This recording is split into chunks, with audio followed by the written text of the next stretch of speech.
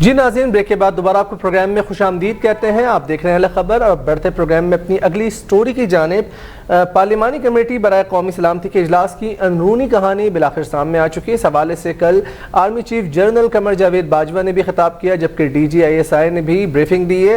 اس حوالے سے مزید علی بتائیں گے۔ جی علی۔ جی بالکل، ڈاکٹر جمیل احمد خان سابق سفیر دانشور بڑے قریب سے ان تمام معاملات کو دیکھ رہے ہیں۔ انٹرنیشنل میڈیا پہ آپ نے دیکھا بالکل ان کو، پاکستان کے تمام لیڈنگ چینلز پر موجود ہوتے ہیں۔ ڈاکٹر صاحب کیا کہیں گے؟ کل سلامتی کمیٹی کا 8 گھنٹے طویل اجلاس ہوا اور اس کے بعد ایک بات تو یہ باہر آئی، جو لوگ سمجھ رہے تھے کہ شاید خان صاحب جو بیانات دے رہے ہیں امریکہ کے مخالفت کے حوالے سے، تو جب وہاں یہ بات ہوئی ہے تو کہا جاتا ہے جی امریکہ کو اڈے نہ دینا مشترکہ فیصلہ ہے، یعنی ریاست پاکستان کا مشترکہ فیصلہ ہے۔ اس کے کیا اثرات ہو سکتے ہیں سر؟ خطے پاکستان کا جو فیصلہ ہے اور مشترکہ ریاست کا فیصلہ ہے یہ؟ نہیں، وہ تو یقیناً جس طرح یہ فیصلے ہو رہے تھے اور جس طریقے سے پرائم منسٹر پریس کو بھی بریف کر رہے تھے یا اسمبلی میں جب خطاب کیا، اور اسمبلی کا خطاب جو ہے وہ بالکل لفظ بلفظ وہ ریکارڈ بھی ہوتا ہے اور 100 سال تک وہ ریکارڈ موجود رہتا ہے، اور ساتھ میں وہ فارن آفس کی پالیسی کا حصہ بھی ہوتا ہے۔ تو وہ ساری چیزیں ہمیں تو اندازہ تھا کہ یہ سب ان کنسلٹیشن ہو رہا ہے اور مختلف جو انپٹ اداروں سے لیے گئے ہیں وہ بھی ساتھ ہیں۔ اور کل تو اس پہ مور ثبت ہو گئی کہ اب سلامتی کونسل جو پارلیمنٹ کی کمیٹی ہے اس کی بریفنگ کے دوران جو 8 گھنٹے جاری رہی، اس میں یقیناً جب آرمی چیف نے اس چیز کا ذکر کر دیا اور بڑے ہی جیسے کہا جائے مدبرانہ انداز سے اور پروفیشنل انداز سے کہا کہ آپ یہ سول گورنمنٹ سے پوچھیں، لیکن جب انسسٹ کیا جرنلسٹوں نے اس کے بعد انہوں نے کہا کہ ہاں میرے خیال میں یہ نہیں ہونا دینا چاہیے۔ تو اس کا مطلب صاف ظاہر ہے کہ جو انپٹ دی گئی وہ بھی یہی تھی اور پرائم منسٹر نے بھی یہی بات کی۔ تو اب آ جائیں کہ اس کے کیا مضمرات ہوں گے۔ میں آپ کو یہ بتاتا چلوں کہ جب ایسے فیصلے ہوتے ہیں تو اس کی کچھ نہ کچھ کاسٹ ہوتی ہے، بالکل اس کے کچھ نہ کچھ نقصانات بھی ہوتے ہیں، لیکن جو خوددار قومیں ہوتی ہیں، جو کہ پرائم منسٹر نے خود کہا کہ جب یہ فیصلے پچھلی گورنمنٹ مشرف کے زمانے میں ہو رہے تھے پوسٹ 9/11، اس وقت جتنی زیادہ ہزیمت شرمندگی ہوئی پرائم منسٹر کو یقیناً بہت سارے لوگوں کو ڈاکٹر صاحب قطع کلامی اس لیے کہ یہ جو آپ نے بات کی مشرف دور میں ظاہر بات ہوئی اور جو ہم نے ان کے لیے کیا وہ سب کے سامنے، تو امریکہ کے کچھ اخبارات میں یہ خبر شائع ہوئی تھی کہ پاکستان کے ساتھ معاہدہ ہے باقاعدہ طور پر مشرف دور میں جو ہوا تھا، آپ کو علم میں شاید ہو یا اس حوالے سے آپ تردید یا تصدیق کر سکتے ہیں کہ جس کی روح سے پاکستان کی فضائی اور زمینی حدود استعمال کرنے کی اجازت برقرار رہے گی، وہ معاہدہ موجود ہے ابھی تک؟ سر ہے کوئی سی آپ کے نالج میں اس طرح کی بات؟ جی میں اس کو یہ تو نہیں کہوں گا نالج میں اس طرح کہوں گا کہ یہ معاہدہ 2001 میں ایک ڈیل ہوئی تھی، معاہدہ ہوا تھا، وہ میرا اپنا اندازہ ہے، میرا اپنا تجزیہ ہے کہ وہ معاہدے میں ایسی شکیں ہیں جس کی وجہ سے نہ پاکستان اس کو ٹرمینیٹ کر سکتا ہے کیونکہ اس میں نوٹس کا پیریڈ ہوتا ہے۔ یہ بڑی اہم بات کر رہے ہیں ڈاکٹر صاحب، اس لیے میں نے آپ سے پوچھا کیونکہ آپ ظاہر سفیر پاکستان تھے، آپ کو علم ہوگا یقیناً، کیونکہ وہ معاہدہ برقرار ہے اور اس کی روح سے تو پھر یہ بڑی مشکلات ہوں گی پاکستان کو۔ نہیں، لیکن یہ فضائی راستے کا دینا ایک بات ہے اور فضائی راستے وڈرال کے لیے دیے گئے ہیں، اور پہلے تو چلے جو بھی تھا اس وقت ان کو وڈرال کا ٹائم ہے اور کچھ نہیں کر سکتے، وڈرال کے وقت فضائی راستے ان کے لیے وہ اسی معاہدے کے تحت اندازہ یہی ہے کہ موجود رہے گا۔ لیکن بات ہو رہی تھی یہاں فضائی اڈوں کی، بیسز کی بات ہو رہی تھی، وہ بیسز جہاں سے ڈرون اڑ کے اور افغانستان میں حملے کریں گے جیسا کہ پہلے ہوتا تھا، اور پرائم منسٹر نے اس کا ذکر کیا اپنے اسپیچ میں، بڑی اچھی طرح ذکر کیا کہ ہمارے پاس سے اڑتے تھے، ہمارے لوگوں کو مارتے تھے۔ تو یہ اس میں تو خیر بڑی تمام معاملات، تو وہ یہ دو مختلف باتیں ہیں، فضائی راستہ ایئر اسپیس، اس کا مطلب ہے اب بھی ڈاکٹر صاحب یہ کہہ رہے ہیں ایئر اسپیس اب بھی یوٹیلائز ہو سکتی ہے پاکستان کی؟ جی ہاں، اور ایئر اسپیس تو یوٹیلائز وڈرال کے پرپس کے لیے اگر ہے تو اس میں صرف آپ وڈرال تک بات کر رہے ہیں، آپ بات کی بات نہیں کر رہے، آپ صرف وڈرال کی بات کر رہے ہیں۔ آپ کی آواز کٹ گئی ہے دوبارہ۔ میں یہ کہہ رہا ہوں ڈاکٹر صاحب آپ صرف وڈرال تک کی بات کر رہے ہیں، بعد میں اگر وہ طالبان پہ کوئی ڈرون حملے یا اس طرح کچھ کرنا چاہتا ہے تو اس میں ایئر اسپیس پاکستان نہیں دے گا، یہ معاہدے میں شامل نہیں ہے؟ یہ معاہدہ کیونکہ اس کی شکیں تو منظر عام پر نہیں ہے، اس لیے اس پر تبصرہ کرنا میں سمجھتا ہوں کہ کوئی خاص اس میں فائدہ نہیں ہوگا. تو اس کی شکیں نہیں ہے, اتنا اندازہ ہے کہ ایک معاہدہ موجود ہے جو کہ ظاہر حکومتوں کے درمیان ہے, لہذا اس کو پبلک نہیں کیا گیا ہے. تو اس معاہدے کے تحت کچھ ایسا یقیناً ہے جس میں کہ اتنی جی سر میرا یہ بتا. جی بالکل بالکل آپ درست فرما رہے ہیں. اور اس حوالے سے اجلاس کے دوران ہم نے یہ بھی دیکھا کہ ایک بریفنگ میں بتایا گیا کہ افغان تنازع کے باعث 5 سے 7 لاکھ پناہ گزینوں کی جو ہے وہ پاکستان آمد متوقع ہے, اور اس حوالے سے افغان پناہ گزینوں کو سرحدی علاقوں تک محدود رکھا جائے گا. سیاسی اور عسکری قیادت جو ہے وہ اب ایک پیش پر نظر آتی ہے, اور اس حوالے سے بھی ہم جاننے کی کوشش کریں گے. جی ڈاکٹر جمیل صاحب بتائیے گا کہ اگر اس طرح کی صورتحال پیدا ہوتی ہے اور جس طریقے سے طالبان جو ہے وہ افغانستان میں ان کا اثر و رسوخ بڑھتا جا رہا ہے, مختلف اضلاع پر ان کا جو ہے وہ قابض ہوتے چلے جا رہے ہیں, تو اس حوالے سے اندازہ لگایا گیا کہ 5 سے 7 لاکھ افغان پناہ گزین جو ہے وہ پاکستان کا رخ کر سکتے ہیں, متوقع ہے ان کی آمد, اور انہیں بارڈر تک محدود رکھا جائے گا. آپ کیا سمجھتے ہیں, ممکن ہے ایسا؟ دیکھیں میں انٹرنیشنل قانون کا حوالہ دے دیتا ہوں. پہلی بات تو یہ ہے کہ ذرا میں اس کو اختتام کر دوں کہ جو معاہدہ اگر ہے جس کی شکیں سامنے نہیں آئی ہیں 2001 کی ڈیل کی, تو اس کو جو اس میں شک دیے ہوئے اس کے مطابق ٹرمینیٹ بھی کیا جا سکتا ہے. اور میں سمجھتا ہوں کہ حکومت پاکستان نے اگر ایسا کوئی معاہدہ ہے اور ہمارے ملک کے مفاد میں نہیں ہے اب موجودہ منظرنامے میں, تو اس کو اس کی شک کو نوٹس دے کے جو اس میں طریقہ کار دیا ہوا ہے وہ ہو جائے گا. اسی طرح کا معاہدہ افغانستان کے ساتھ ایک ہے جو کہ امریکہ کا ہے. امریکہ چاہے ودرا کر جائے 2024 تک, امریکہ جب چاہے جہاں چاہے اپنے جہاز اتار سکتا ہے افغانستان میں, اور جب چاہے جہاں چاہے اس کو افغان فوج کے ساتھ مل کر یا علیحدہ حملے کر سکتا ہے.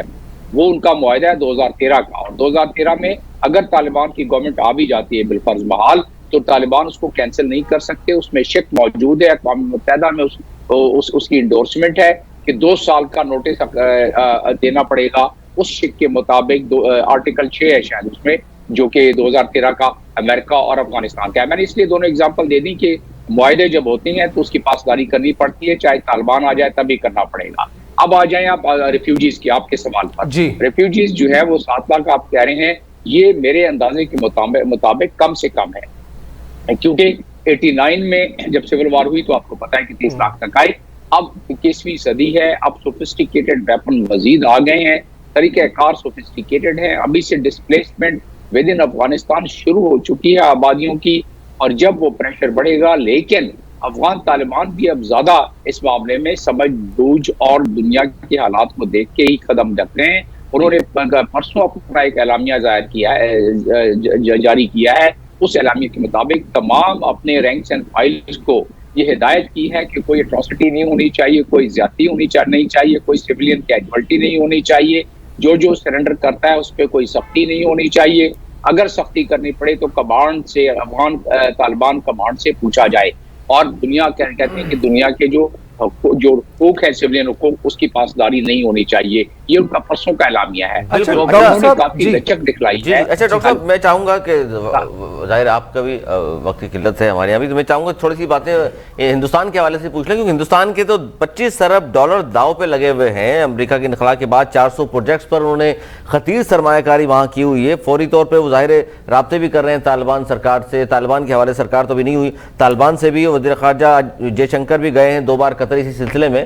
آپ کو کیا لگتا ہے کہ ہندوستان کا بھی کوئی رول نظر آ رہا ہے افغانستان میں آپ کو, کیونکہ سرمایہ کاری تو بہرحال ان کی ڈوبنے لگی ہے؟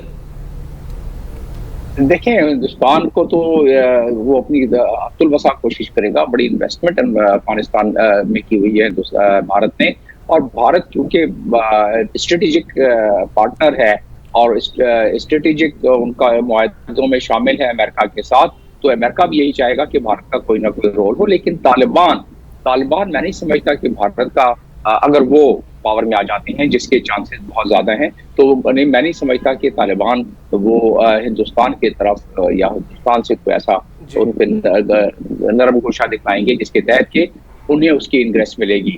تو ہندوستان کو فکر یہی ہے کہ اگر یہ جو منظرنامہ بن رہا ہے اس منظرنامے میں ان کا رول بہت کم ہو جائے گا, اور ہندوستان وہاں اس لیے رہنا چاہتا ہے کہ امریکہ کے بحث پہ وہ جو سینٹرل ایشین کنٹری کا خاص طور پر جو سی پیک کا معاملہ ہے اس کو उससे फायदा भी उठा सके जब जरूरत हो, और जब अमेरिका और ये उनके एलाइज मिलके डिस्टर्ब करना चाहें सीपैक को, तो उसमें एक स्पैनर का काम भी कर सके, और वहां से जिस तरह पाकिस्तान के खिलाफ पहले से कुछ न कुछ हरकतें करता रहा है, तो वो चाहेगा कि वो इस तरह वहां रह के और कुछ न कुछ शरारत और वहां से ऑपरेट करता रहे बलूचिस्तान में और मुख्तलिफ जगहों पर।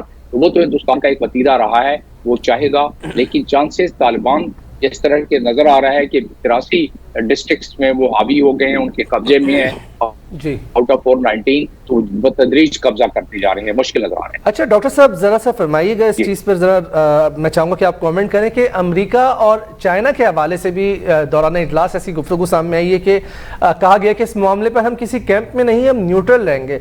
Sir how is it possible? China से हमारे बड़े देरीना ताल्लुकात हैं, बरादराना ताल्लुकात हैं, हर मुश्किल वक्त का जो है पाकिस्तान का दोस्त रहा है। फिर अमेरिका से भी जाहिर है आजकल किसी हद तक ताल्लुकात सर्दमौरी का शिकार नज़र आते हैं, लेकिन अब मुमकिन है ऐसा कि हम इसमें न्यूट्रल किरदार अदा कर सकें, क्योंकि चाइना और अमेरिका के दरमियान एक सर्जक वाला माहौल भी हमें नजर आता है। कैसे मुमकिन होगा सर कि हम न्यूट्रल रहेंगे? क्या कहेंगे इस हवाले से? इस सर्द जंग में जो खत्ते के ममालिक हैं, खासतौर पर पाकिस्तान, उसके लिए बहुत फूंक के कदम रखने वाली बात है और बहुत मुश्किल है कि वो न्यूट्रल रह सकें, क्योंकि प्राइम मिनिस्टर ने अपनी तमाम वाज़ेह पॉलिसी देने के बाद कि अमेरिका को एब्सोल्युटली नॉट, और उसके साथ साथ उन्होंने कह दिया है कि चाइना, हम बिल्कुल चाइना के साथ खड़े हैं, और हर लिहाज से उन्होंने चाइना के बारे में बता दिया है कि हमारी क्या पोजीशन है। और बड़ी पहली दफा पाकिस्तान की हिस्ट्री में इतनी वाज़ेह तरीके से किसी प्राइम मिनिस्टर ने बात करके बता दिया है।